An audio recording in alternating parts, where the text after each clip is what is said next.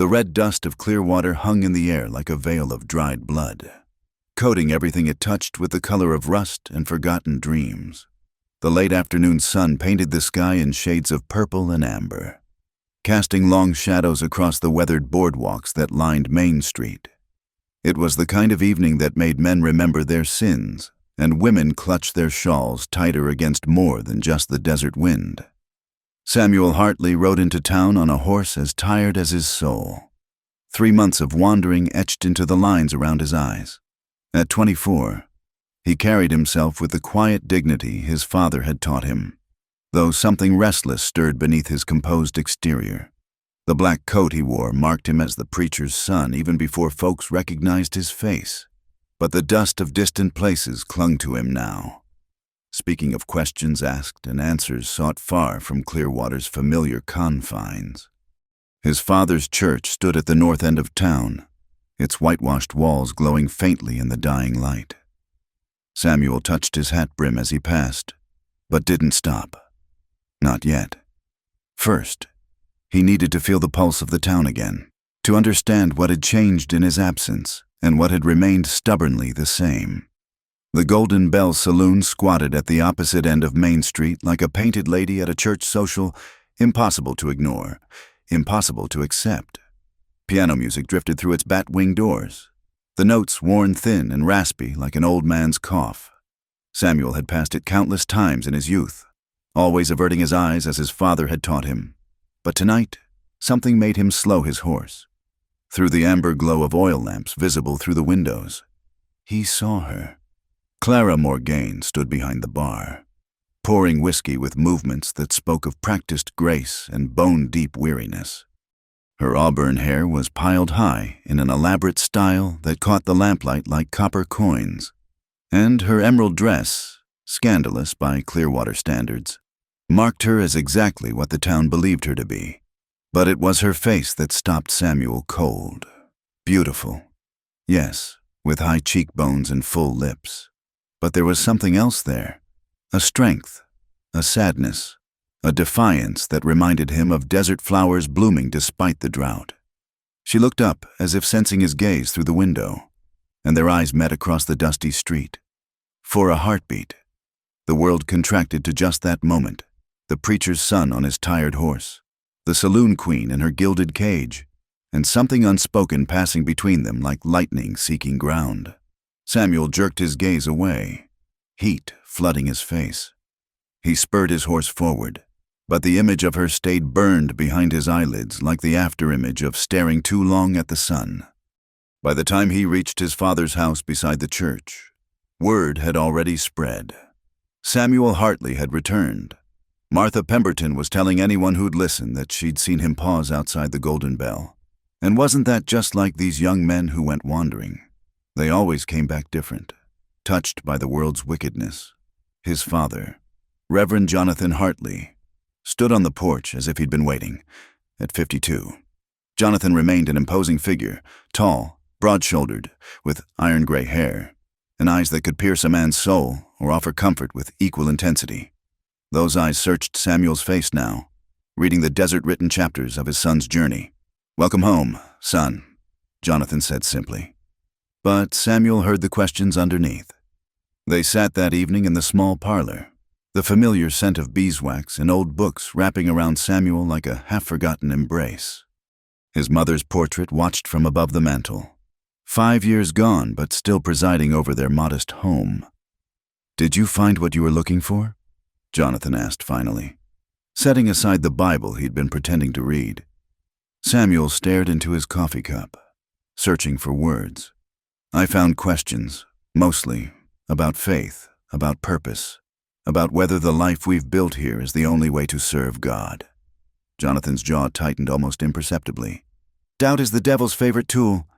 Samuel, I'd hoped your travels would strengthen your calling, not weaken it." "Maybe it did," Samuel said quietly, "just not in the way you expected." They talked until the moon rose high, dancing around the real questions. Jonathan spoke of the town's struggles, the drought that threatened the ranchers, the mining company that wanted to buy up land, the constant battle between civilization and wildness that played out daily on Clearwater's streets. Samuel listened, but part of his mind kept drifting to amber lamplight and auburn hair, to eyes that held secrets he suddenly wanted to unravel. Later, alone in his childhood room, Samuel lay awake listening to the familiar sounds of home, the creak of settling wood, the distant howl of coyotes, the wind whispering secrets through the gaps in the walls.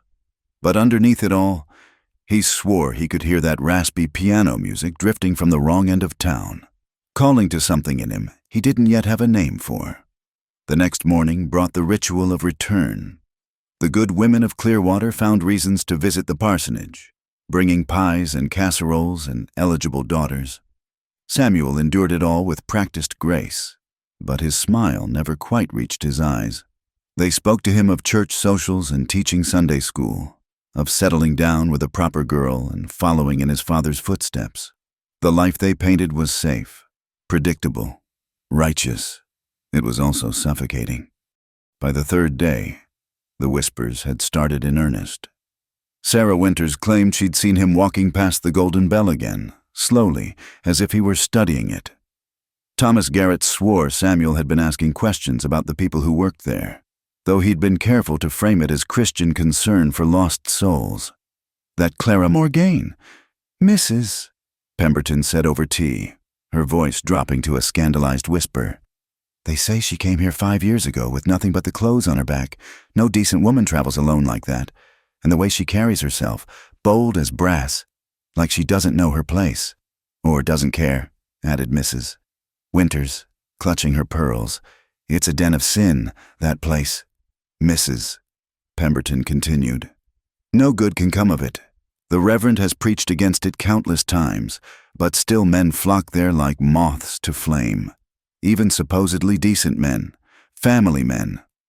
Her eyes glinted with the pleasure of sharing forbidden knowledge. Why, just last week, I saw Walter Henderson sneaking out the back door, and him with a wife and 3 children at home. Samuel listened to their gossip with growing disgust. These women who prided themselves on their Christianity seemed to take particular delight in tearing down someone they'd never bothered to truly know. He thought of the sadness he'd glimpsed in Clara's eyes, and wondered what sorrows had driven her to Clearwater, what stories she might tell if anyone bothered to listen instead of judge. That evening, as purple shadows once again claimed the sky, Samuel found himself standing across from the Golden Bell. He told himself he was simply walking, clearing his head, but his feet had carried him here with disturbing certainty. The saloon was busier now, laughter and music spilling into the street along with the occasional cowboy stumbling toward his horse. Through the window, he watched Clara work. She moved between tables with practiced ease, deflecting the grasping hands of drunk patrons with a smile that never wavered but never truly warmed either.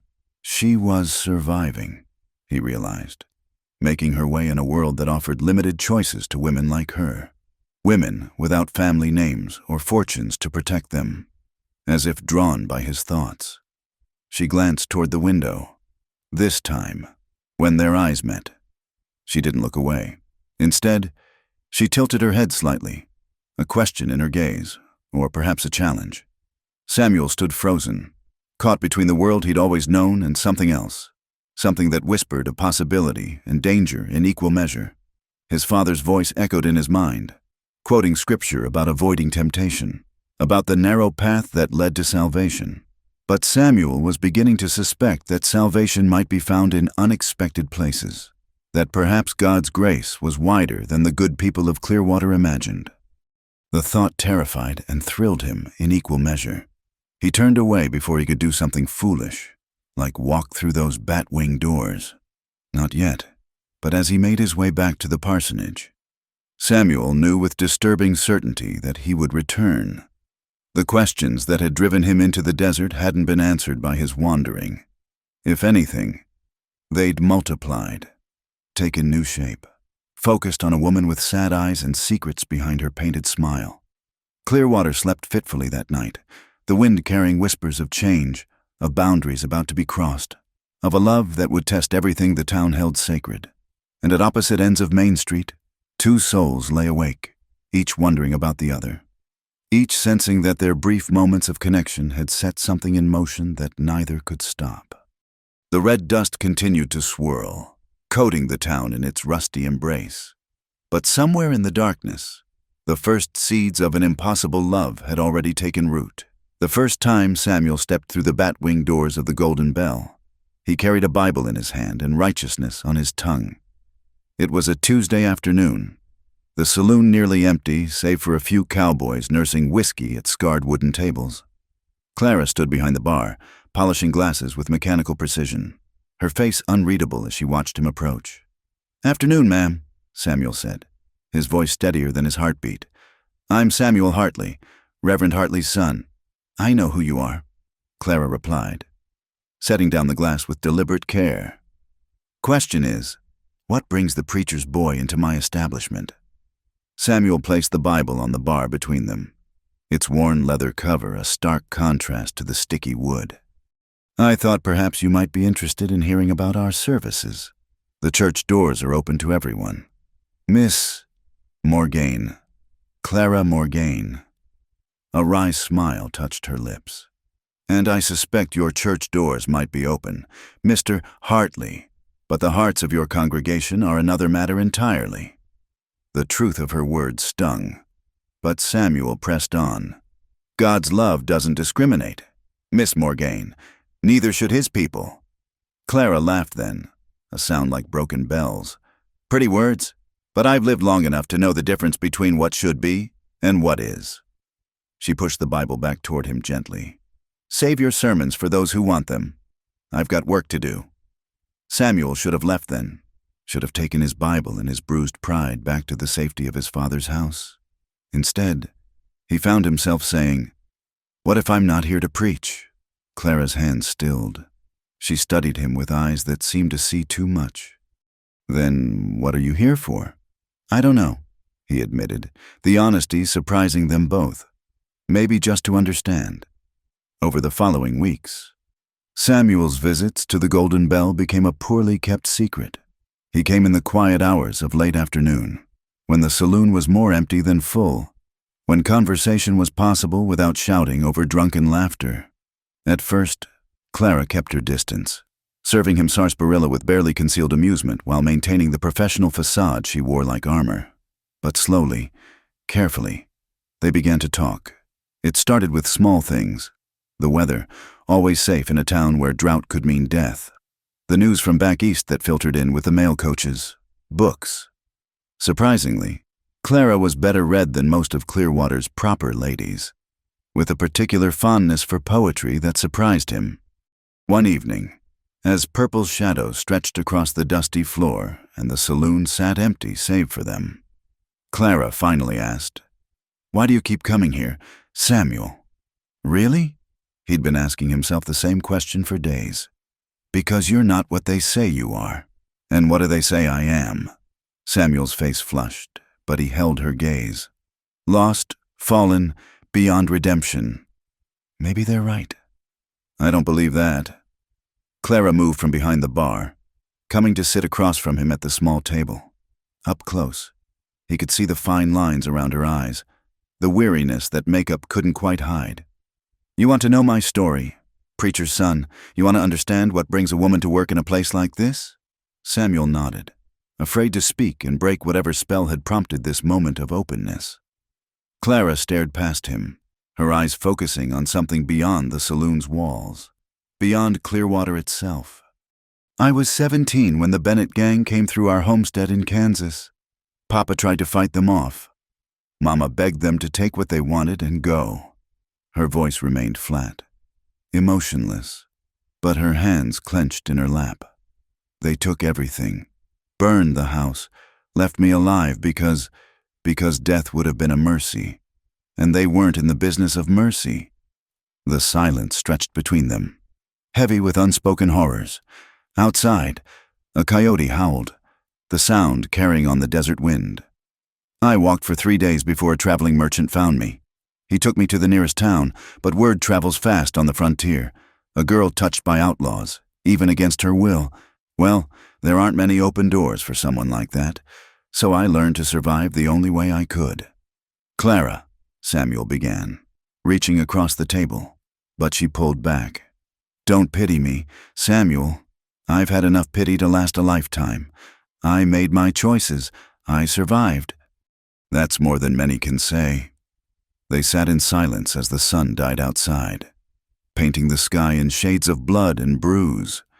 Samuel struggled with words, with the inadequacy of everything his father's theology offered in the face of such raw pain. You asked why I keep coming here, he said finally. Maybe it's because you're the first honest person I've met since coming home. Everyone else hides behind respectability, behind righteousness. But you wear your scars openly. Clara's laugh was soft, almost wondering. Careful, Samuel. Keep talking like that and people might think you actually care about the saloon woman. Would that be so terrible? The question hung between them, dangerous in its implications. Clara stood abruptly, moving back behind the bar, rebuilding the professional distance between them. Yes, she said quietly. It would be for both of us. But Samuel kept returning, drawn by something stronger than wisdom or propriety. They developed a rhythm, a careful dance of conversation that never quite crossed the lines they'd drawn, but constantly tested them. He learned that Clara sent money each month to an orphanage in Denver, that she kept a small garden behind the saloon where she grew herbs and vegetables, that she dreamed sometimes of California and the ocean she'd never seen. In return, Samuel shared his own struggles, the weight of expectations he carried as the Reverend's son, his months in the desert, searching for God and finding only questions, his growing certainty that faith meant more than following rules and judging those who couldn't or wouldn't conform. One night, after the saloon had closed and Clara was locking up, they stood together on the wooden sidewalk, looking up at stars that seemed close enough to touch. I used to pray, Clara said suddenly. After what happened, I prayed for death, for vengeance, for forgetting. God didn't answer any of those prayers. Maybe he did, Samuel said softly. Just not in the way you expected. You're still here, still fighting, still caring enough to help those orphans, to grow things in that garden. Maybe that's his answer.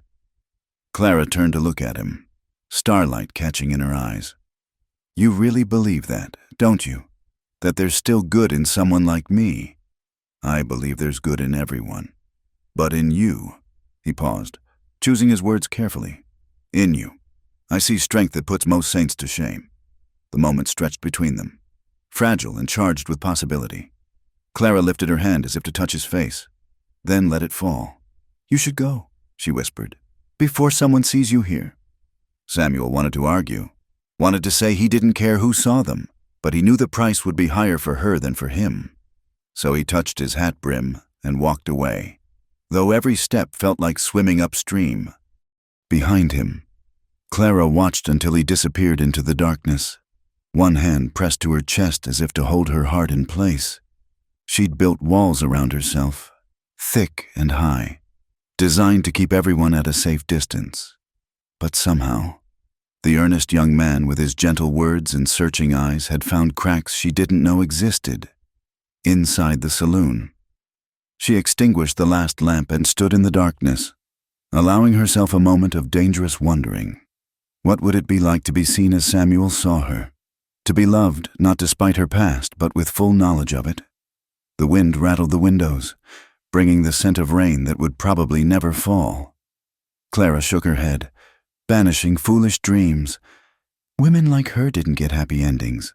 They survived, they endured, but they didn't get to love preachers' sons who looked at them like they hung the stars. Still, as she climbed the stairs to her small room above the saloon, Clara found herself humming, something she hadn't done in years. And if her dreams that night were filled with gentle hands and understanding eyes, well, no one needed to know that but her. The desert night wrapped around Clearwater like a shroud, keeping its secrets close. But change was coming, carried on the wind that whispered through the sagebrush and rattled the windows of righteous and sinner alike. Two souls had found each other across an impossible divide, and neither heaven nor hell would stop what had been set in motion. The whispers started as a trickle and became a flood. Preacher's son loved the saloon queen.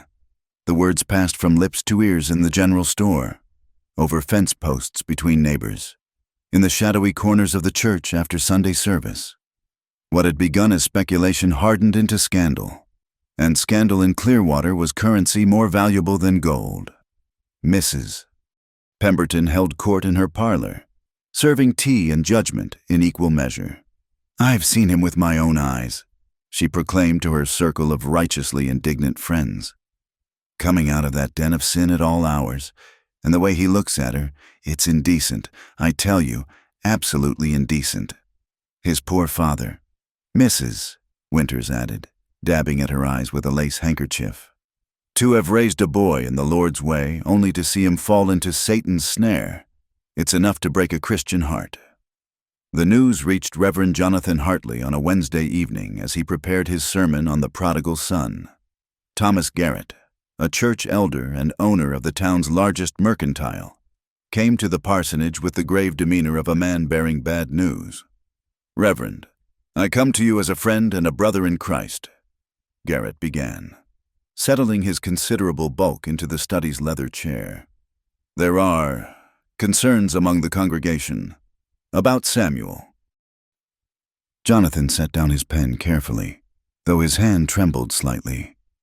"What manner of concerns?" "Thomas. He's been seen frequenting the Golden Bell, regularly, spending time with that Morgaine woman." Garrett leaned forward, his face a mask of false sympathy. "Now, I'm sure the boy means well.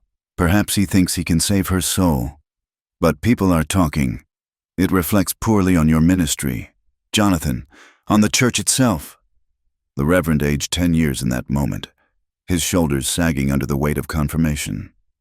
He'd noticed Samuel's absences, the distant look in his eyes, the way he seemed to be pulling away from everything they'd built together.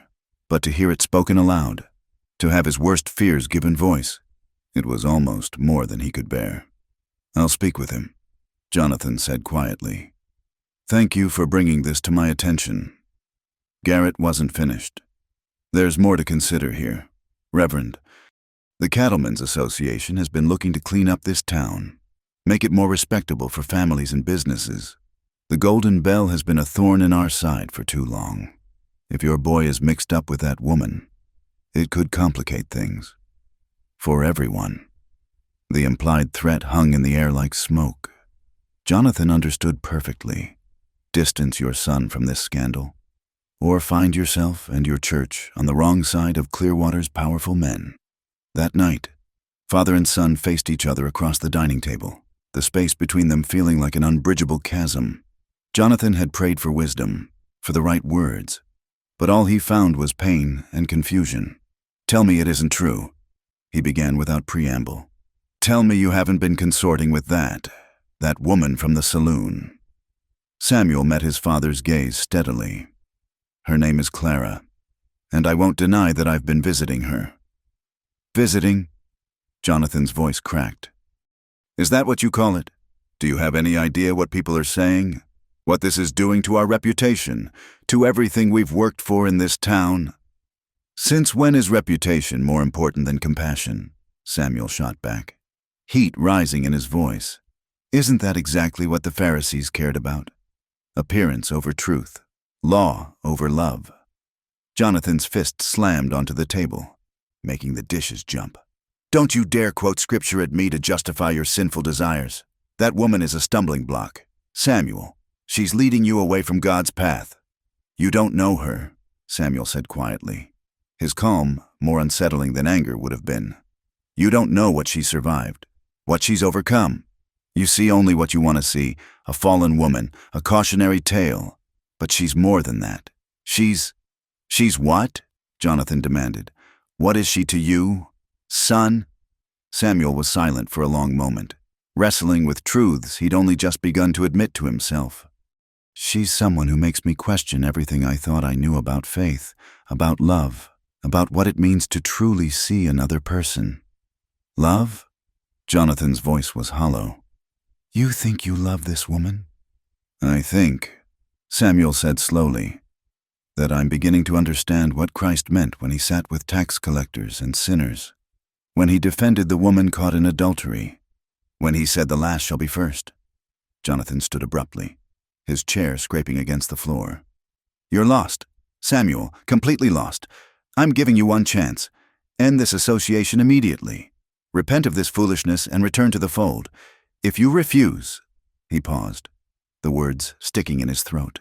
If you refuse, you'll no longer be welcome in this house. Samuel stood as well, and for a moment they faced each other, father and son, preacher and prodigal, old covenant and new. Then I guess I need to find somewhere else to stay, he said quietly, and walked out into the night. The town's reaction was swift and merciless. The Cattlemen's Association, led by Garrett and backed by other prominent businessmen, began their campaign to clean up Clearwater. They passed new ordinances restricting the saloon's hours, raised taxes on establishments that served alcohol, and made it clear that anyone who frequented such places would find their credit at the general store suddenly unavailable. Clara bore the brunt of their righteous fury. Windows of the Golden Bell were broken in the night. Suppliers became reluctant to deliver goods. Men who had been regular customers suddenly found reasons to drink elsewhere, fearing for their own reputations or livelihoods. Samuel found lodging at the boarding house run by Mrs. Chen, one of the few people in town who cared more about prompt payment than social standing. From there, he watched the persecution unfold with growing anger and determination. One evening, he found Clara sweeping broken glass from the saloon's entrance, her face set in grim lines.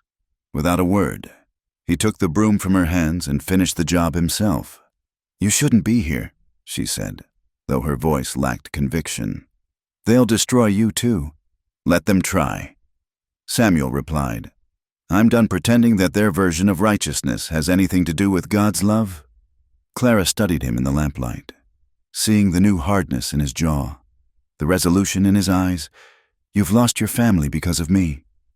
No, he corrected gently. I've lost their approval because I chose to see with my own eyes instead of theirs. There's a difference. They worked together in silence, cleaning up the damage, reinforcing the windows with boards. As they worked, their hands occasionally touched, passing tools, sharing the burden, and each contact sent sparks through them both.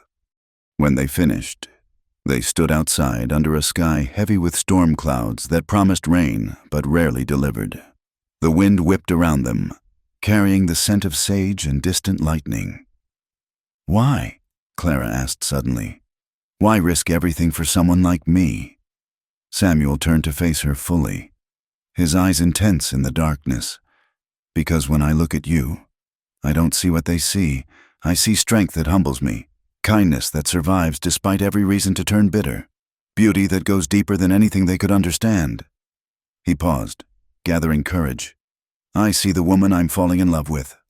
Clara's breath caught, her hand flying to her throat. Samuel, we can't. Why? He challenged. Because they say so? Because their small minds can't conceive of love that doesn't fit their narrow definitions. Because I'll destroy you, she whispered. Everything you touch turns to ash when you're someone like me. Samuel stepped closer, close enough to see the tears she was fighting. Then let me burn, he said fiercely. At least it'll be real, honest flame, not the cold righteousness they're offering. Thunder rumbled overhead, and the first fat raindrops began to fall, a rarity in Clearwater that felt like a blessing or a curse, depending on one's perspective. Clara lifted her face to the sky, letting the rain mix with her tears. I stopped believing in happy endings a long time ago, she said. Samuel gently took her hand, feeling her fingers tremble in his. Maybe it's time to start believing again. She looked at him then, really looked at him, this preacher's son who'd chosen her over everything safe and respectable in his life. And for the first time in years, Clara allowed herself to hope that maybe, just maybe, love could bloom even in the harsh soil of Clearwater. But even as they stood there in the rain, hands clasped and hearts opening, The storm clouds gathering over the town were more than meteorological. Forces were aligning against them. Greed disguised as morality. Violence wrapped in righteousness. The crossroads that would test their love with gunfire and tears was approaching faster than either could imagine. The attacks on the Golden Bell escalated with each passing day. What had begun as broken windows became slashed liquor barrels, overturned tables, and threatening messages nailed to the door. Clara faced each new assault with stubborn dignity, but Samuel could see the toll it was taking in the deepening lines around her eyes, the way her hands shook slightly when she thought no one was watching. On a particularly bad morning, they found the saloon's front door hanging off its hinges, the interior ransacked. Bottles lay shattered across the floor, their contents mixing with sawdust and alcoholic mud.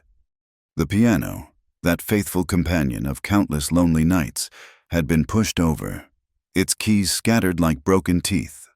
Clara stood in the doorway, surveying the destruction with a stillness that worried Samuel more than tears would have.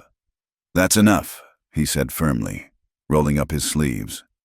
"We're fixing this, and we're going to make sure it doesn't happen again." "We?" Clara turned to him, a sad smile touching her lips. "Samuel, this isn't your fight." "Yes," he said simply. "It is." They worked through the day, and word of Samuel's efforts spread quickly through Clearwater. By noon, an unexpected helper arrived, Jacob Chen, Mrs. Chen's eldest son, carrying a toolbox. "My mother says a man who pays his rent on time deserves help when he needs it," Jacob explained, already examining the broken door frame. Soon after, old Miguel Herrera appeared with his grandson, Luis, both carrying lumber. "The señorita. She gave my Maria food when we had nothing last winter," Miguel said by way of explanation. "We remember." Throughout the afternoon, others trickled in, not the town's prominent citizens, but those who lived on Clearwater's margins. The Chinese laundrymen, the Mexican vaqueros, the former slaves who'd come west seeking freedom, the widows who scraped by taking in washing. Each had a story of Clara's quiet kindness, small acts of compassion that the proper citizens of Clearwater had never noticed or acknowledged. As they worked, Samuel saw Clara in a new light. She moved among these people not as the saloon queen, but as one of them, someone who understood struggle, who helped without judgment, who saw humanity where others saw only status. By evening, the Golden Bell stood restored, perhaps even stronger than before. The helpers shared a meal together, simple fare of beans and cornbread that tasted better than any church social Samuel had attended. Laughter filled the space that hours before had held only destruction. As the sun set, painting the sky in shades of rose and gold, Samuel and Clara found themselves alone on the saloon's back porch. She'd changed from her work clothes into a simple blue dress, her hair loose around her shoulders, and Samuel thought he'd never seen anything more beautiful. "Thank you," she said softly. "Not just for the help, but for seeing me, really seeing me." Samuel reached for her hand, and this time she didn't pull away. "Clara, I need to tell you something. These feelings I have, they're not going away. If anything, they're growing stronger every day." "Samuel, let me finish," he said gently. "I know the obstacles. I know what the town thinks, what my father demands. But I also know that what I feel for you is the truest thing in my life. When I'm with you, I feel more connected to God than I ever did in that church. You make me want to be better, to fight for something real instead of just preaching about it." Clara's eyes filled with tears. "You beautiful, foolish man. Don't you understand? Love isn't enough. Not in a place like this. They'll destroy us both before they let us be together. Then we'll go somewhere else." Samuel said urgently. "California, Oregon, anywhere. We'll start fresh where no one knows our past. Running away." Clara shook her head. "That's not who you are. You're a fighter. Samuel, you believe in changing things, not escaping them." "Then we'll fight," he said fiercely. "Together." Clara stood, pacing to the porch rail where she gripped the worn wood. "I've been in love before," she said quietly. "Did I ever tell you that? His name was William. We were going to be married after the harvest." He died trying to defend our homestead. Died believing he could protect me. Her voice broke. I won't watch that happen again. Samuel rose and moved behind her, not touching but close enough that she could feel his warmth. I'm not William, and this isn't Kansas. We have allies now. You saw that today. We're not alone. She turned to face him, and the last walls between them crumbled. I'm scared, she whispered. I'm scared of hoping again, of believing in something beyond mere survival. Be scared with me, Samuel said, cupping her face gently. Be brave with me. Just be with me. The kiss that followed was inevitable as sunrise, soft at first, tentative, then deeper as years of loneliness and longing found release. Clara's hands fisted in his shirt, holding him as if he might disappear. Samuel's arms wrapped around her, feeling her tremble against him, tasting salt from her tears. When they broke apart, both breathing unsteadily, Clara laughed, a sound of pure, unexpected joy. This is madness, the best kind. Samuel agreed, resting his forehead against hers. They were still standing there, holding each other in the gathering darkness, when Jacob Chen came running around the corner, his face tight with urgency. Mr. Samuel, Miss Clara, you need to know, there's talk at the Cattlemen's Association. Mr. Garrett and some others, they're planning something. My cousin heard them mention bringing in professionals to deal with the Saloon problem once and for all. Clara's face went pale. The Bennett gang? No, they wouldn't. Who? Samuel demanded. The gang that destroyed my family. Clara said numbly. I heard rumors they sometimes do dirty work for hire now, clearing out inconvenient people for wealthy interests. She looked at Samuel with haunted eyes. History repeating itself. Samuel's jaw set with determination. Not this time. This time. We'll be ready. Over the next days, they quietly prepared. The allies who'd helped repair the saloon proved willing to do more. Jacob organized the young Chinese men into a watch system. Miguel's vaqueros began taking turns staying in town rather than returning to the ranches at night, even Mrs. Chen revealed she kept a shotgun behind her boarding house counter and knew how to use it. Samuel used his remaining connections to gather information. The rumors were true. Strangers had been seen meeting with Garrett and his associates. Money had changed hands.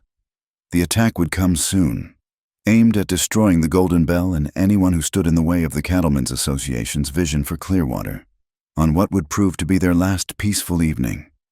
Samuel and Clara sat together in the saloon after closing. The lamp turned low. She played the newly repaired piano, a melody both sad and sweet, while he sat nearby, memorizing every line of her face. Whatever happens, Clara said, her fingers stilling on the keys. I want you to know that these past weeks have been worth everything. You gave me back something I thought was lost forever. What's that? The ability to dream of tomorrow, she said simply. To want more than just survival. Samuel moved to sit beside her on the piano bench, taking her hands in his.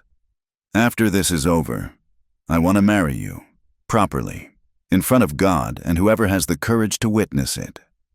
Clara's breath caught. Samuel Hartley, is that a proposal? It is, he said seriously. I know it won't be easy. I know we'll face opposition wherever we go, but I also know that life without you isn't life at all. It's just existing, and I'm done with that. Yes, she whispered, tears streaming down her face. Yes, you wonderful, impossible man. I'll marry you.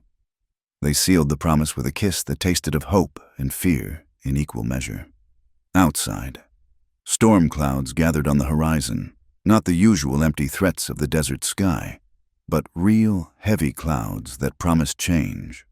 The next morning brought news that made their blood run cold. The Bennett gang had been spotted making camp at Willow Creek, just 5 miles from town.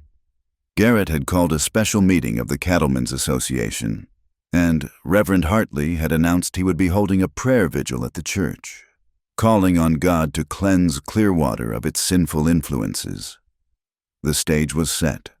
The Crossroads, that fateful junction where Main Street met the old cattle trail, would soon run red with more than desert dust. But as Samuel and Clara faced the coming storm, they drew strength from the truth that bound them. Sometimes love blooms strongest in the harshest ground, and sometimes the greatest act of faith is choosing to stand and fight rather than kneel and submit. The Bennett gang rode into Clearwater like a plague of locusts. 5 men whose very presence turned the air thick with menace. Jake Bennett led them, his face a roadmap of violence, scarred and weathered by years of cruel living. Samuel watched from the boarding house window as they hitched their horses outside the Cattlemen's Association, making no attempt to hide their arrival. Brazen as brass, Jacob Chen muttered beside him. They want the whole town to know they're here. Fear is a weapon, Samuel replied grimly. They're counting on it to keep people in their homes when the time comes. That afternoon, Thomas Garrett made his intentions clear. He strode through town with 2 of Bennett's men flanking him, stopping at every business to deliver his message. There's going to be some necessary cleanup work done tomorrow night. Decent folks should stay indoors after dark. Wouldn't want anyone caught in unfortunate crossfire. When they reached the Golden Bell, Clara met them at the door, her chin high despite the fear Samuel knew she must be feeling. Miss Morgaine, Garrett said with a mock courtesy, I'm offering you one last chance. Close this establishment and leave town by tomorrow noon. There's a stage heading east. I'll even pay for your ticket. How generous, Clara replied, her voice steady as steel. And if I refuse? Garrett's smile was cold. Then whatever happens is on your head, and on the heads of anyone fool enough to stand with you. Jake Bennett stepped forward, and Samuel saw Clara's face go white as she recognized him. The outlaw leader studied her with dead eyes. Well, little Clara Morrison, thought you looked familiar. You've grown up some since Kansas. My name is Morgane now, Clara said quietly. Don't matter what you call yourself. Bennett drawled. You're still that same scared girl I left crying in the ashes. Shame I have to finish what I started all those years ago. Samuel had to physically restrain himself from bursting out of the boarding house. Only Jacob's hand on his arm kept him in place. Not yet, Jacob whispered. We stick to the plan. That plan, hastily formed but carefully coordinated, involved every ally they'd gathered. Miguel and his vaqueros had positioned themselves strategically around town. The Chinese workers had quietly moved weapons to key locations. Even some townspeople who'd never set foot in the Golden Bell had volunteered to help, driven by disgust at Garrett's tactics. As night fell, Samuel made his way to the saloon, moving through shadows to avoid Bennett's men who patrolled the streets. He found Clara behind the bar, loading a shotgun with practiced efficiency. You should leave, she said without looking up. This is my fight, my past catching up. You don't have to— Stop, Samuel interrupted. We've been through this. Where you stand, I stand. That's what love means. Clara set down the gun and moved into his arms, holding him tight. I'm not afraid of dying, she whispered. I'm afraid of watching you die, of Bennett taking away someone I love. Again. He won't, Samuel promised, though he knew it was a promise he might not be able to keep. We're ready this time. We have help. And more importantly, we have something worth fighting for. They spent the early evening hours making final preparations. Windows were barricaded, leaving slots for rifle barrels. Ammunition was distributed. Luis Herrera, despite being only 16, insisted on standing watch on the roof with his father's old Springfield rifle. As midnight approached, an unexpected visitor arrived. Reverend Jonathan Hartley entered the saloon, his face haggard, looking as if he'd aged a decade in the past weeks. Father, Samuel said, stunned. Jonathan looked around the fortified saloon, taking in the armed men and women, his son standing protective beside the woman he'd preached against. I came to try once more to talk sense into you, he said wearily, but I see it's too late for that. It was too late the moment you chose appearance over truth, Samuel replied, not unkindly but firmly. Jonathan's shoulders sagged. Perhaps you're right. Perhaps I've been the blind one. He looked at Clara directly for the first time. "Miss Morgaine, I owe you an apology. I judged without knowing. I preached without understanding. That's not Christ's way." Clara's eyes widened in surprise. "Reverend, No." Jonathan held up a hand. "Let me finish. I still don't understand this connection between you and my son, but I've seen what he's willing to sacrifice for it. And I've seen who stands with you tonight, the people I've overlooked in my ministry, the ones Christ would have eaten with." He turned back to Samuel. "I won't fight beside you. I'm a man of peace, but I won't stand against you either. And I'll be praying. For all of you." He left as suddenly as he'd come, leaving a stunned silence in his wake. Samuel felt something ease in his chest. Not quite forgiveness, not yet reconciliation, but a first step toward healing. The attack came at 1 a.m, announced by the thunder of hoofbeats. Bennett's gang, supplemented by hired guns, surrounded the saloon. Garrett's voice rang out, officious even in violence. "This is a legal action to remove a public nuisance. Anyone inside that building has 1 minute to surrender peacefully. Legal with no sheriff present?" Clara called back. "Legal with hired killers? You're fooling no one. Garrett!" The answer came in gunfire. Windows shattering as bullets tore through the barricades, the defenders returned fire, and the night exploded into chaos. Muzzle flashes lit the darkness like deadly fireflies. The acrid smell of gunpowder filled the air. Samuel had never been in a real gunfight before, but he found his hands steady as he fired through a window slot. Beside him, Clara worked with grim efficiency, loading weapons for others when not firing herself. The battle raged for what felt like hours, but was probably only minutes. Luis Herrera proved deadly accurate from the roof, keeping Bennett's men from rushing the building. Miguel and his vaqueros harried the attackers from behind, forcing them to fight on 2 fronts. Then Samuel heard what he'd been dreading, splintering wood as the saloon's back door gave way. Men poured through, and suddenly the fight was inside, close and brutal. Samuel grabbed Clara, pulling her behind the bar as bullets whined overhead. Jake Bennett himself appeared like a demon from Samuel's nightmares. His gun trained on Clara. "Should have finished you proper the first time," he snarled. Samuel moved without thinking, stepping in front of Clara as Bennett fired. The impact spun him around, fire blooming in his shoulder. He heard Clara scream, a sound that would haunt him forever, as he fell. But Clara didn't cower as she had in Kansas. Years of survival had forged her into something stronger. She grabbed the shotgun from behind the bar and faced Bennett with eyes like flint.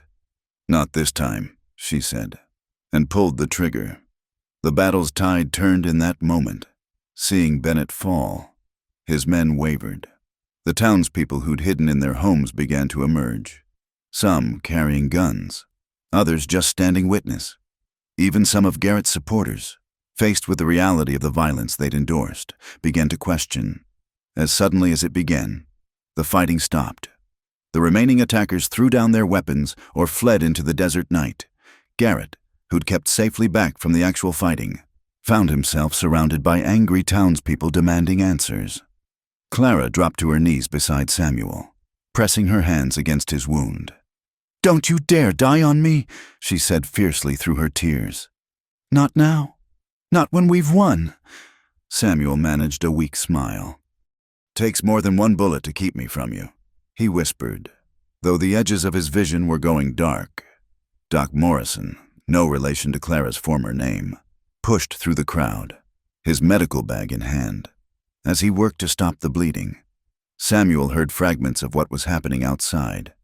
Garrett being arrested by the territorial marshal who'd been summoned by telegram. Bennett's gang dead or captured. The town in an uproar of revelation about the corruption that had nearly destroyed innocent lives. But all that mattered to Samuel was Clara's face above him, her tears falling on his cheeks like rain in the desert, her voice anchoring him to life as she whispered prayers and promises and pleas for him to stay with her. The Crossroads had indeed filled with gunfire and her cries. But love had proven stronger than bullets, and courage more powerful than corruption. The dawn that broke over Clearwater would find it a changed town, washed in blood, but also in truth. And at the center of it all, two souls who'd found each other against all odds clung together, refusing to let go. The crossroads filled with gunfire and her cries.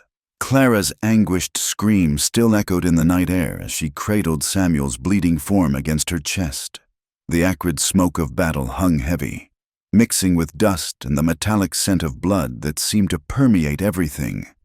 "Don't you leave me," Clara sobbed, her hands pressed desperately against the wound in Samuel's shoulder, trying to stem the crimson flow.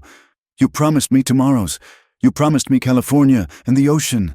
You promised—" "Still promising." Samuel managed through gritted teeth, his face pale but his eyes locked on hers with fierce determination. The world swam at the edges of his vision, but Clara's face remained his anchor, her tears falling like bitter rain on his skin. Doc Morrison worked with practiced efficiency despite the chaos around them, his weathered hands steady as he probed the wound. "Bullet's still in there," he muttered. "Need to get him somewhere clean. Fast." The night erupted in motion. Jacob Chen and Luis Herrera improvised a stretcher from a door torn off its hinges. As they lifted Samuel, he groaned, fresh blood seeping through Clara's fingers. The journey from the saloon to Doc Morrison's office felt like miles, though it was barely 100 yards. All around them, the aftermath of battle played out in stark tableau. Jake Bennett's body lay crumpled where Clara's shotgun blast had felled him. His reign of terror finally ended. Two of his gang members sat under guard, nursing wounds and facing the justice they'd evaded for so long. Thomas Garrett stood surrounded by angry townspeople, his pompous authority crumbling as Marshal Wade from the territorial office placed him under arrest for conspiracy and inciting violence. But Clara noticed none of it.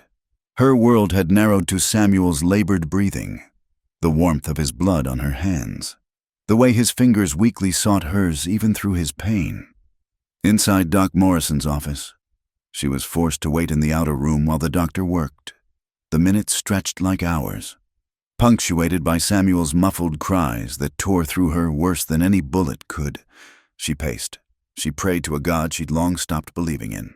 She bargained with the universe for his life. Others gathered, the allies who'd fought beside them, townspeople whose consciences had finally awakened. Miguel Herrera stood quietly in a corner, his hat in his hands, murmuring prayers in Spanish. Mrs. Chen arrived with clean bandages and her stern face soft with concern. Even some who'd previously shunned Clara came, drawn by the drama and perhaps by shame at their own complicity in nearly allowing murder. The door opened, and Doc Morrison emerged, blood on his shirt and weariness in his eyes. Clara's heart stopped. "He'll live," the doctor said quickly. Seeing her face, "The bullet missed anything vital. Though it was close, he's lost blood, and there's always risk of infection. But he's young and strong. With proper care." Clara's knees buckled with relief. Jacob caught her elbow, steadying her. "Can I see him?" "He's asking for you," Doc Morrison said with something that might have been a smile, quite insistently, despite the laudanum. Samuel lay pale against white sheets, his shoulder heavily bandaged, but his eyes were clear when Clara entered. She flew to his side, careful not to jostle him, taking his uninjured hand in both of hers. "You're alive," she whispered. "You're alive. You're alive. You're alive." As if repetition could make it more real. "Takes more than Jake Bennett to separate us," Samuel said weakly. "Though I don't recommend getting shot as a way to prove devotion." Clara sobbed, pressing his hand to her tear-stained cheek. "Don't you ever scare me like that again, Samuel Hartley." "I'll do my best," he promised. Then, more seriously, "Clara, what happened to Bennett?" Her face went still. "He's dead. I killed him." The words came out flat, matter of fact, but Samuel saw the tremor in her jaw. "You saved us," he said firmly. "You saved me. You faced down the demon from your past and won." "I took a life," Clara said quietly. "Even his life. That changes a person." Samuel squeezed her hand weakly. "You're still you. Still the woman I love. Still the woman I want to marry. If you'll have a fool who throws himself in front of bullets, Before Clara could respond, the door opened. Reverend Jonathan Hartley entered hesitantly. His usual commanding presence diminished. He looked between his son and Clara, something shifting in his stern features. "May I?" he asked, gesturing to a chair. Clara started to rise, to leave them alone, but Samuel held tight to her hand. "Stay," he said simply. Jonathan sat heavily, looking older than his years. "I heard what happened, what you did," he said to Clara. "Facing Bennett, defending my son when he fell." He paused, struggling with words that didn't come easily. "I was wrong about you, wrong about so many things." "Reverend," Clara began, but Jonathan held up a hand. "Let me finish. I've spent hours in prayer tonight, and God has shown me my pride, my blindness. I preached about Christ's love while practicing Pharisee judgment. I failed my son, failed my calling, failed this town." He looked at Samuel. "Can you forgive a foolish old man?" Samuel's eyes glistened. "You're my father. Of course I forgive you." Jonathan nodded, then turned to Clara. "Miss Morgaine, Clara, I owe you more than an apology. I owe you recognition. You've shown more Christian virtue in your actions than I have in all my sermons. If you and Samuel wish to marry, you'll have my blessing. More than that, you'll have my public support." Clara was speechless, tears flowing freely. In one night, she'd faced her past, fought for her future, and found acceptance from the most unexpected source. The aftermath of what became known as the Crossroads fight rippled through Clearwater like a healing storm. With Garrett arrested and his conspirators exposed, the stranglehold of corruption began to ease. The territorial government, embarrassed by how close the town had come to sanctioned murder, sent investigators who uncovered years of graft and intimidation. Samuel's recovery was slow but steady. Clara rarely left his side, and their love story became the talk of the territory. The preacher's son and the saloon queen who'd stood against violence and won. Some still disapproved, but many more were moved by their courage and devotion. The Golden Bell was rebuilt, but it transformed into something different. A respectable establishment that served meals alongside drinks, where families could gather and traveling performers could entertain. Clara ran it with the same strength she'd shown in battle, but now with Samuel's support and the town's grudging respect. 3 weeks after the shooting, as Samuel took his first walk down Main Street, leaning on Clara's arm, they paused at the crossroads. The bloodstains had been washed away by rare desert rains, but the memory lingered. "This place," Clara said softly, "where everything changed." Samuel pulled her close with his good arm. "Where we chose each other over fear, where love proved stronger than hate." They stood there as the sun set, painting the sky in shades of purple and gold. Tomorrow would bring its own challenges. Samuel was still recovering. There were still those who disapproved of their union, and the scars of that violent night would take time to fully heal. But tonight, at the crossroads where gunfire had mixed with Clara's desperate cries, where blood had been shed and justice served, two souls stood together. They had faced the worst the frontier could offer and emerged not unscathed, but unbroken. "No more looking back," Clara said finally. "Only forward." "Together," Samuel agreed. As they walked back toward the doc's office, the first stars appeared in the desert sky. The crossroads behind them fell into shadow, but ahead, the lights of Clearwater beckoned. A town learning, slowly and sometimes painfully, that redemption could be found in the most unexpected places, and that love, when tested by fire, only emerged stronger. The night that had begun with violence and tears was ending with hope and healing. And at the center of it all, two hearts that had found each other across an impossible divide now beat as one, ready to face whatever tomorrow might bring. The dawn light filtered through Doc Morrison's curtains, painting golden stripes across the floor where Clara had spent another night in vigil. She stirred in the chair beside Samuel's bed, her neck stiff from the awkward position, her hand still clasped in his. His color had improved over the past days, the deathly pallor giving way to something closer to his natural warmth. "You're going to ruin your back sleeping like that," Samuel murmured. his eyes opening to find her watching him. "Worth it?" Clara replied simply, stretching carefully. "How's the pain? Manageable?" He shifted slightly, wincing. "Better when you're here." Outside, Clearwater was awakening to its new reality. The territorial marshal had finished his investigation, taking Garrett and 3 other conspirators back for trial. Jake Bennett's remaining gang members faced justice for years of terror. The town felt lighter, as if a shadow had been lifted, though the scars of that violent night remained. Reverend Jonathan Hartley arrived as Clara was helping Samuel with breakfast. The transformation in the older man was remarkable. Gone was the rigid righteousness, replaced by something humbler, more genuine. "I've been thinking," Jonathan began without preamble, "about what comes next. The church elders are divided. Some support my new perspective. Others think I've lost my way." He paused, looking at his son and Clara. "But I know what's right. I want to perform your wedding ceremony publicly. Let the whole town see that love and forgiveness are stronger than judgment." Samuel nearly dropped his spoon. "Father, are you certain? The backlash—" "Let them talk," Jonathan said firmly. "I've spent too many years worrying about appearances. It's time I practice the gospel I preach." Clara's eyes filled with tears. "Reverend Hartley, we would be honored." As Jonathan left to prepare for Sunday's service, where he planned to announce his intentions, other visitors arrived. Miguel Herrera brought news that his fellow vaqueros were volunteering to help rebuild any damage to the Golden Bell. Mrs.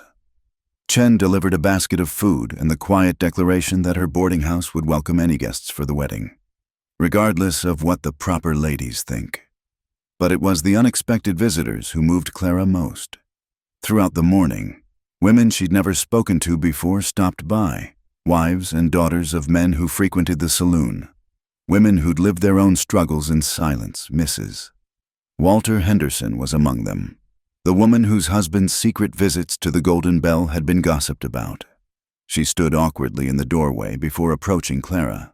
"I wanted to thank you," she said quietly, "for never—" "That is, Walter told me how you always sent him home when he'd had too much, how you'd remind him of his family. You could have taken advantage, but you didn't." Clara clasped the woman's hands. "We all do what we must to survive, Mrs. Henderson, but that doesn't mean we have to lose our humanity." As the days passed and Samuel grew stronger, the town's transformation continued. The Golden Bell reopened not as the den of sin it had been portrayed as, but as a gathering place for all of Clearwater's citizens.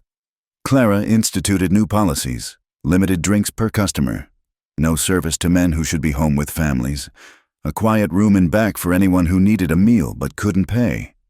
The wedding was set for 2 weeks hence, when Samuel would be strong enough to stand through the ceremony.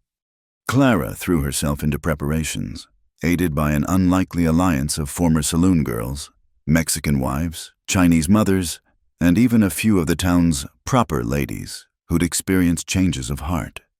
One evening, as Samuel took his first unassisted walk to the saloon, he found Clara in the back garden she'd cultivated, tending her plants in the fading light.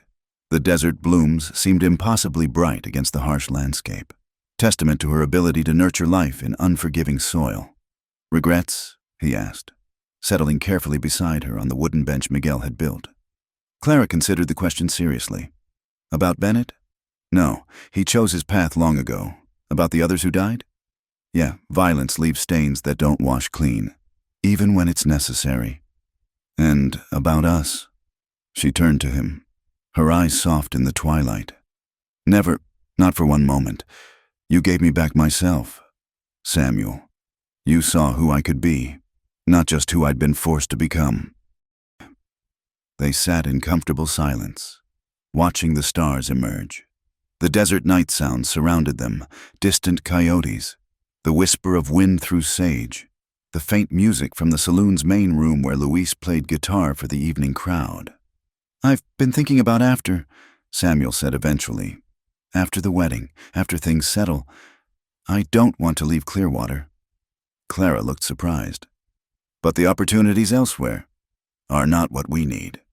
Samuel finished, "This town is changing. Clara, it needs guides for that change. My father's learning to preach inclusion instead of exclusion. The Golden Bell is becoming a true community gathering place. We could be part of something important here. A former saloon queen and a preacher's son, pillars of the community." Clara's tone was wry, but hope flickered in her eyes. "Stranger things have happened," Samuel said, taking her hand. "Look at us. Look at what our love has already changed." The night before the wedding, Clara stood in her room above the saloon, staring at the simple white dress hanging on the wardrobe. It wasn't elaborate. She was no blushing virgin bride. But it was honest, like everything about their love. A knock interrupted her thoughts. She opened the door to find Jonathan Hartley standing there, looking uncertain. "I have something for you," he said, producing a small wooden box. "It was my wife's, Samuel's mother's. I think she would want you to have it." Inside lay a delicate gold cross on a chain, simple but beautiful. Clara's hands trembled as she lifted it. "I can't—" "You can," Jonathan interrupted gently. "You're going to be family. More than that, you've shown me what faith really means. Not rules and judgment, but love and sacrifice. Margaret would have liked you, I think. She always said I was too rigid, too quick to condemn." His voice grew thick.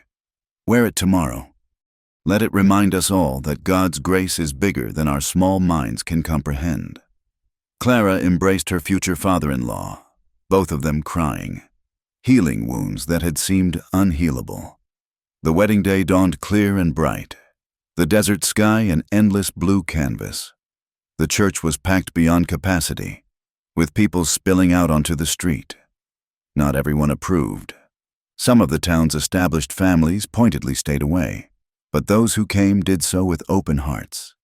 Samuel stood at the altar, still pale but steady on his feet, his eyes fixed on the church doors. When they opened and Clara appeared, a collective gasp ran through the congregation. She was radiant, the simple dress and Margaret Hartley's cross perfect in their understated elegance. As she walked down the aisle, Clara saw faces that told the story of their journey: Miguel and his family, the Chens, Doc Morrison, former saloon patrons standing beside their wives, women who'd found courage in Clara's example. And at the altar, Samuel waited, his love written in every line of his face. Jonathan performed the ceremony with tears streaming down his cheeks, his words about love conquering all taking on profound meaning in this context. When he pronounced them man and wife, the church erupted in celebration that spilled out into the streets. The reception at the Golden Bell was unlike anything Clearwater had seen, a true mixing of all the town's populations. Barriers broken down by joy and possibility. Musicians played. Children ran between tables regardless of their parents' backgrounds, and toasts were raised in multiple languages. As evening fell, Samuel and Clara stood once more at the crossroads where everything had changed. The spot that had once run with blood now hosted dancing couples, the sound of celebration replacing the echo of gunfire. From gunfire and cries to laughter and song, Clara murmured, leaning into her husband's embrace. "The best transformations usually require both," Samuel replied, pressing a kiss to her temple. "We're proof of that." Tomorrow would bring new challenges. There were still those who disapproved, still battles to fight for acceptance and equality. But tonight, under the vast desert stars, Clearwater celebrated the triumph of love over fear, of courage over convention. Clara Morgaine Hartley, former saloon queen, survivor, and now respected wife of the preacher's son, had found her redemption not through leaving her past behind, but through transforming it into a foundation for a better future. And Samuel, who'd chosen love over safety, had discovered that sometimes the greatest faith was found in the most unexpected places. The crossroads that had once filled with gunfire and her cries now echoed with music and joy. A testament to the power of love to transform even the harshest ground into fertile soil for new beginnings. 6 months had passed since the wedding, and the scars on Samuel's shoulder had faded to pale lines, permanent reminders of the night that changed everything. He moved without pain now, though Clara still caught him unconsciously rubbing the spot when storms rolled in from the desert, the old wound aching with phantom memory. The Golden Bell had completed its transformation. What had once been Clearwater's source of shame now stood as a symbol of redemption. The main room still served drinks, but it also hosted town meetings, traveling shows, and Saturday afternoon socials where children played while their parents discussed crops and weather. Clara had opened the back rooms as a boarding house for women traveling alone, offering safe haven in a world that provided few such places.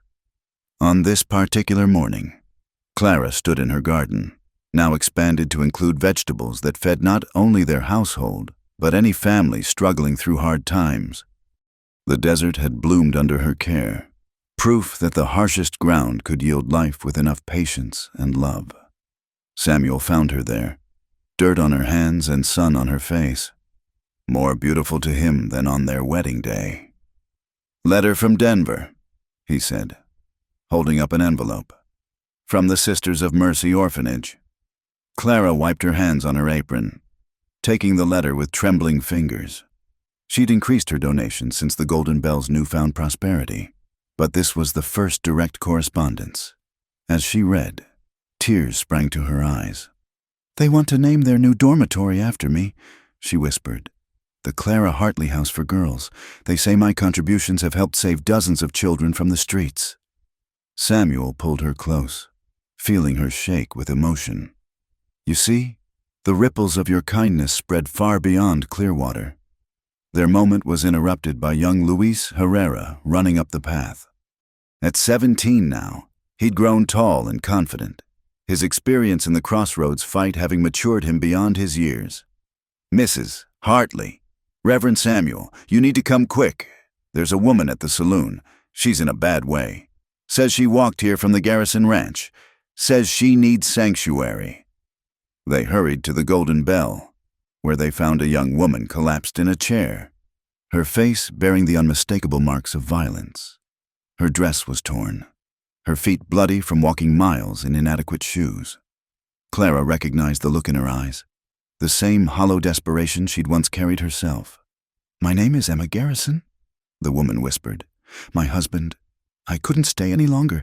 They said you help women. They said you'd understand."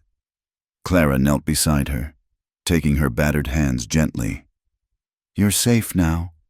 No one will hurt you here."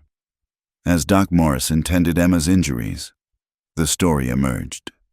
Richard Garrison, a wealthy rancher who'd arrived in Clearwater just months ago, had seemed respectable enough, but behind closed doors, he was a monster who treated his young wife as property. Emma had endured until she couldn't anymore, fleeing in the night with nothing but the clothes on her back. "He'll come for me," Emma said, terror in her voice. "He doesn't let go of what he considers his, then he'll find more than he bargained for," Samuel said firmly.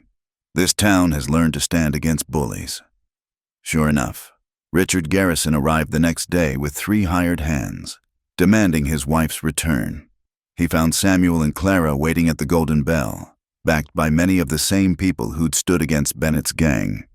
"My wife is confused," Garrison declared, his face red with anger. "I've come to take her home where she belongs. Your wife is under our protection," Clara responded, standing tall despite Garrison's attempt to intimidate. "And she's chosen to stay." "You have no right." "We have every right," Samuel interrupted, "to offer sanctuary to someone in need, to stand against those who would use violence to control others. We've done it before. Mr. Garrison, we'll do it again." Garrison's eyes narrowed as he recognized the steel in their words. This wasn't the easy retrieval he'd expected. "This isn't over," he snarled. "I have lawyers, influence. I'll see your precious saloon shut down and you run out of town." But Clearwater had changed. When Garrison tried to rally support among the town's businessmen, he found cold shoulders. When he attempted to hire guns to take Emma by force, he discovered the territorial marshal now kept a permanent deputy in town, one who took a dim view of such tactics. Emma slowly healed under Clara's care, helping in the garden and the boarding house, finding purpose in serving others who arrived seeking shelter. Her presence became a catalyst for other women trapped in similar situations. And soon the Clara Hartley House, as the boarding edition became known, sheltered several women rebuilding their lives. One evening, as Samuel conducted a prayer service in the Golden Bell's main room, something that would have been unthinkable a year ago, he looked out at the gathered faces. Cowboys sat beside shopkeepers, former saloon girls beside ranchers' wives, Chinese laborers beside Mexican vaqueros. His father, Jonathan, sat in the front row, his transformation complete as he helped lead this inclusive ministry. "We gather in a place once divided," Samuel said, his voice carrying to every corner, a place where judgment once reigned, where fear and hatred nearly destroyed us all. "But look around you now. See what love can build from ashes. See what courage can grow from despair." After the service, as people lingered to talk and share meals, Clara found herself standing once more at the window where she'd first locked eyes with Samuel. So much had changed, yet the memory of that moment remained crystal clear, the beginning of everything. "Remembering?" Samuel asked. "Joining her." "Grateful," she corrected, "for the journey, painful as it was, for finding you, for becoming who I was meant to be instead of who circumstances forced me to become." Richard Garrison made one last attempt to reclaim his wife, bringing a lawyer from the territorial capital. But Emma, supported by Clara and the community, stood firm in court. The judge, having heard testimony about Garrison's treatment of his wife, not only denied his claim, but warned him against further harassment. Garrison left Clearwater in disgrace, his reputation in ruins. As spring arrived, bringing desert flowers in impossible profusion, Samuel noticed Clara placing her hand on her stomach with a secret smile. When she told him they were expecting a child, he wept with joy, seeing it as the ultimate symbol of their new beginning. The news spread quickly through Clearwater, and the community that had once shunned Clara now showered her with congratulations and gifts. Women who'd whispered behind their fans now sought her advice. Men who'd seen her only as an object now tipped their hats with genuine respect. One quiet evening, as the sun painted the sky in familiar shades of purple and gold, Samuel and Clara walked to the Crossroads. It had become their ritual, visiting this place of transformation, remembering how far they'd come. "Our child will never know the world we grew up in," Clara said softly, her hand resting on her still flat belly. "They'll grow up in a Clearwater where love matters more than reputation, where people are judged by their actions, not their past. Because of you," Samuel said. "Because you had the courage to stay and fight instead of running. Because you showed this town what real strength looks like. Because of us," Clara corrected. "Because a preacher's son dared to love a saloon queen, and together we proved that redemption isn't just a word in sermons. It's a choice we make every day." As they stood there, other couples passed by, nodding greetings. The Crossroads had become a popular spot for evening walks, its violent history transformed into a testament to the power of change. Children played where blood had once spilled, and laughter replaced the echo of gunfire. The Golden Bell glowed with warm light as they returned, music and conversation spilling onto the street. Luis Herrera played guitar while his sister Maria sang. Emma Garrison served drinks with a smile that grew more genuine each day. Jonathan Hartley sat in deep discussion with Doc Morrison about establishing a proper hospital for the town. Clara paused at the entrance, turning to look back at Clearwater spread before them. The town that had once seemed a prison had become a home. The life that had once felt like mere survival had blossomed into something rich and meaningful. "No more looking back, you once said," Samuel reminded her, smiling at the memory. "I was wrong," Clara replied. "We should look back, to remember how far we've come, to honor those who helped us, to teach others that change is possible, but mostly," she turned to face him, love shining in her eyes, "to be grateful for every step that brought us here." They entered the Golden Bell together, ready to face whatever tomorrow might bring. The Crossroads behind them stood peaceful in the starlight, its dust holding the memory of Gunfire and Cries, but also of the love that had transformed a town, 2 hearts, and countless lives. In the end, It hadn't been about choosing between the saloon and the church, between sinner and saint. It had been about recognizing that grace existed in both places, that love could bloom anywhere, and that sometimes the greatest act of faith was simply choosing to see others as God saw them, not as they were, but as they could become. The desert wind whispered through Clearwater, carrying not dust and sorrow, but seeds of hope that would bloom for generations to come. And at the heart of it all stood the golden bell, no longer a den of sin, but a beacon of redemption, proof that even in the harshest ground, love could take root and transform the world. Thank you for listening to this tale of love, redemption, and courage in the Old West. Where are you enjoying this story from? I'd love to hear your thoughts in the comments below. Don't forget to subscribe to From Wild West channel and share what touched your heart in this story of the preacher's son who loved the saloon queen. Let's connect and share more of these powerful tales together.